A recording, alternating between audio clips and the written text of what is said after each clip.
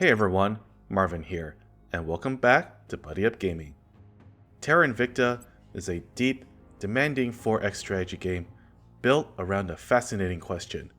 How would humanity actually respond to the discovery of a hostile, technologically superior alien force?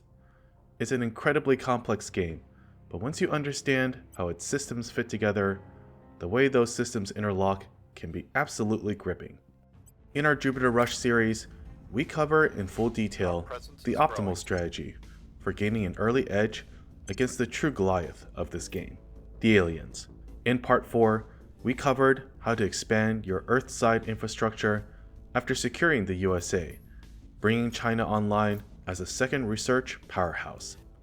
In this video, we'll cover which weapon technologies you should prioritize before arriving at Jupiter, how to get set up once your ship makes it there, and ship designs for your very first defensive fleet. You'll likely complete all the research required to launch a colony ship to Jupiter as you're working on securing full control of your second research nation. Once you've completed Mission to Jupiter, the Fission Platform Kit, and the Fission Frag or Grid Drive, you'll finally be ready to go. First, let's set up the UI to measure the proper flight time.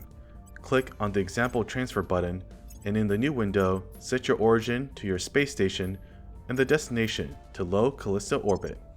With that set, return to the original window by clicking the X at the top right. You want to build the barest ship possible to send to Jupiter. Use whatever armor you like and leave the values at 0. Add in your Fission Platform Kit and choose the aluminum fin radiator, as you'll likely have a bunch of base metals at this point. After that, place the drive you research for this run, and then modify the two numbers to minimize your travel time. The top number adds propellant, which increases the distance your ship can travel, but it also adds weight, so at some point adding more propellant can actually increase travel time. The bottom number adds drive modules, increasing your ship's thrust, but this also consumes fuel more quickly, so you'll need to add more propellant to actually see a decrease in travel time. How many drive modules you can add is also gated by your ship's reactor. To minimize your ship's travel time, you'll need to toggle between your best solid core fission reactor and its compact counterpart while adjusting the propellant and drive module numbers. Ultimately, how quickly you design your ship to reach Jupiter is gated by how much space resources and boost you've accumulated at this point. You won't need to build any additional space infrastructure for quite some time, so feel free to use all your reserves. But don't go so far as to force yourself to wait several extra months to accumulate more boost. Depending on how you fared with mining, your ship is likely to take anywhere between 20 and 30 weeks to reach Callisto. Congratulations, you're on your way to Jupiter. Does that mean the run is over? Hardly. While I'm sure you've had quite a journey, planning, scheming, and safe scumming your way through 2 fast-paced years, the ride only gets more exciting from here. Reaching Jupiter this early on is impressive, but defending against the alien onslaught is a whole new challenge. You'll need to stand up a light defensive fleet after you reach Jupiter. While the list of technologies and projects you'll need is straightforward, the order in which you complete them is more of an art. There is no need to rush these technologies while your colony ship is in flight. You don't even have the space infrastructure or resources to make use of them yet. Instead, prioritize the technologies we discussed in our prior video, such as the Global Command Structure project to increase your CP cap and help secure a second research nation. In my Academy run on brutal difficulty, even though the aliens settled Europa by late 2023 and sent a fleet to attack my colony ship almost immediately after it launched, I didn't need to fight anyone until March of 2026, almost 14 months after my colony ship arrived at Callisto. Once you're nearing Jupiter, the bare minimum technology set you'll need for your initial defense focuses on 2 areas. First, you want to research the orbital's global technology, along with the shipyard, solar array, and fission reactor array projects. While your first defensive ship can be built at a space dock, having shipyards available will significantly cut down the build time for future vessels. The second priority is your ship design, specifically missile boats. Missiles benefit directly from your ship's combat speed, which makes them especially strong early on. In a typical playthrough, your first designs often pair a high-thrust engine, like the Advanced Nerva, with a high-damage, low-magazine missile, such as the Artemis torpedo. Because the missile inherits the ship's speed, these torpedoes are much more likely to overwhelm point defense, and usually enough of them get through to outright destroy the target. That approach works beautifully when you're defending a single location like Earth, and can afford ships with high thrust but limited delta V. Jupiter complicates things.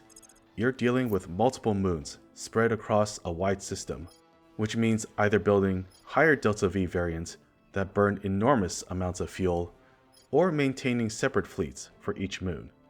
Given the sheer volume of resources Jupiter provides, both strategies are viable, but personally, I prefer a different approach. Instead of using high damage missiles, I lean on Vipers. They hit for less damage per shot, but their much larger magazine size makes them far more forgiving. Even when your ships are slow, the sheer volume of missiles ensures that enough slip through your enemy's point defense. To get these ships ready, research missile warfare doctrine and complete the associated project. To protect your missile boats, you'll also need point defense ships, so make sure to research Directed Energy Warfare Doctrine and grab the Point Defense Laser Turrets project. Alternatively, you can use up one of the hull slots on your missile boats with a 30mm cannon for defense, but doing so will significantly reduce your offensive power. Finally, don't forget to equip your ships with serviceable armor by completing the Nanotube Armor project, which comes from the Carbon Nanotubes Global Technology. With these techs completed, your first defensive fleet will have everything it needs to survive early encounters around Jupiter. At the start, you'll utilize 2 escort-class ship designs to anchor your defense for the first year. Unlike your colony ship, armor these ships to survive combat engagements. Heavier armor increases durability, but adds weight, which can reduce maneuverability. The principle is to heavily fortify the front and orient ships in combat so enemies can't attack the sides or rear. Drive choice is important. If you use the grid drive for your colony ship, then go ahead and stick with it. If you use the fission frag drive, you may not mind enough fizzles between Jupiter's moons and Luna to fuel your first defensive fleet. Instead, you can use something like the pulsar drive, which is cheap to research and uses water for fuel. Finally, fill out the hull weapons for your 2 designs. Don't be shy with missiles. More missiles means more fun, so use up those utility slots with magazines to increase your offensive payload. Once you have enough resources to start building your fleet, a good rule of thumb is keeping roughly a 2-to-1 ratio of missile boats to point defense ships. Many of the early alien ships favor plasma or laser weapons that don't require you to defend with point defense, so feel free to get greedy and build a few extra missile boats, trusting that their frontside armor will keep them alive long enough to make a difference. We also need to research the Deep System Skywatch technology because it's the only way to track incoming alien attackers from the outer planets, a critical capability if you want to actually defend your new holdings. If you're playing as the Academy, however, there is an extra wrinkle. Completing this tech triggers a scripted event where many faction supporters abandon the group when they realize the aliens are definitely not coming in peace. The result is a hit to global public opinion and about half of your control points getting temporarily disabled. Yikes. The normal strategy is to research this tech early, when losing a few points isn't as big of a deal. But in the Jupiter Rush strategy, timing is everything. We're on a tight research schedule, and losing points in the USA, or even Canada and Mexico, can really throw a wrench in the plan. Instead, I like to time this event while I'm building up my CP cap to take over China. With a higher cap, you can grab a bunch of small nations that you don't actually need long term, letting these minor nations absorb most of the loss. With a little save scumming and around 20 additional nations under your belt, you can even limit the impact on major nations to just 1 control point. If that 1 control point happens to be in the USA, you can even use the freed up cap to fully secure China earlier and consolidate your control.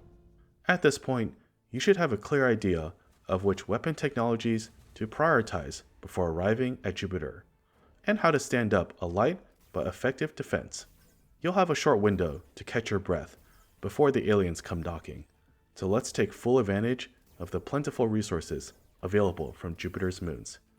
In the next episode, we'll cover how to start mining Jupiter's moons and use those resources to accelerate development through Tier 2 space infrastructure. This will allow you to support more advanced fleets, speed up research, and build an even stronger mining network. If you found this guide helpful, be sure to like the video, subscribe to Buddy Up Gaming, and stick around for the next installment as we take our first major steps after reaching Jupiter. Take care out there.